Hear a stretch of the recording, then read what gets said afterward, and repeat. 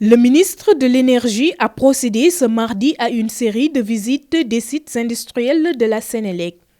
Sophie Gladima s'est rendue en premier lieu au siège de Vincent et son agence commerciale, avant de se rendre par la suite au central Kara-Denise Powership, déployé au port autonome de Dakar depuis 2019. Pape Mademba Biteye, venu accompagner le ministre, revient sur l'importance de ce central. La plus grande centrale du parc de production de Sénélec, parce que c'est une centrale qui fait 220 MW sur une capacité installée de 1500. Donc vous voyez ce que ça représente. C'est une centrale qui a été déployée suite à l'incident que nous avons connu au niveau de la centrale de Sendou. Donc vous voyez, Sendou est tombé en panne le 19 juillet. On avait la pointe d'octobre qui se profilait à l'horizon. Il fallait trouver une solution. Vous allez voir, pour construire une centrale comme ça, sur Terre, il faut au moins 3 ans à 4 ans. Et entre juillet et le mois d'octobre, nous avons mis en service 220 MW. Après l'incident noté aux centrales de Sendou le 19 juillet dernier, l'État du Sénégal, grâce à sa collaboration bilatérale avec la Turquie, Dakar a sollicité d'urgence l'expertise énergétique d'Ankara pour le déploiement de ce centrale. C'est ainsi que Kara-Denise Powership a accosté au port pour une durée de 5 ans.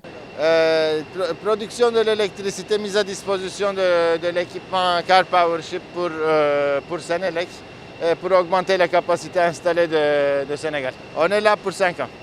À 120 MW. Et je pense qu'aujourd'hui, l'usine est à mesure de produire plus que ça, mais contractuellement, on est à 120 MW.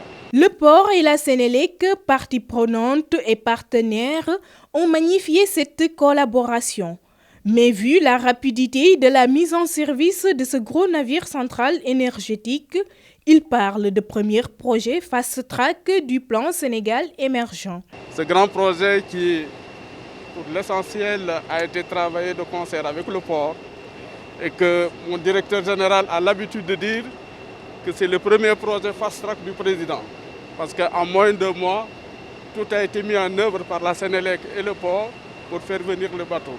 Et aujourd'hui, je crois que c'est un vrai grand réconfort pour la Sénélec et pour le pays. Et c'est pour ça que les gens disent que c'est le premier projet fast-track du plan Sénégal émergent.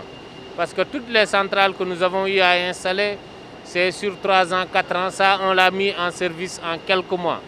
Et c'est l'une des centrales les plus économiques du parc de production de Sénélec.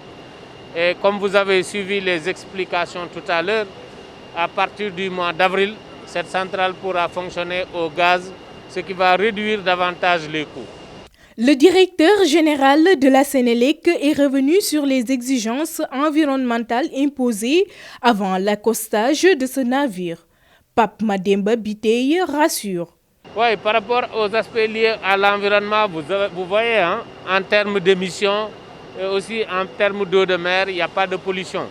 Toutes les mesures ont été faites par des cabinets indépendants qui ont confirmé que cette centrale cadre bien avec les exigences du Code de l'environnement de Sénélec, du Sénégal plutôt. Donc on n'a pas de crainte à ce niveau parce que la direction de l'environnement et des établissements classés est passée par là. Ils ont fait toutes les inspections et ils ont confirmé que cette centrale peut continuer à fonctionner. Et je signale que quand le gaz va arriver, ce sera encore plus propre parce que les centrales au gaz ont 25% de moins d'émissions que les centrales au fût. 220 MW, c'est la capacité de ce centrale énergétique.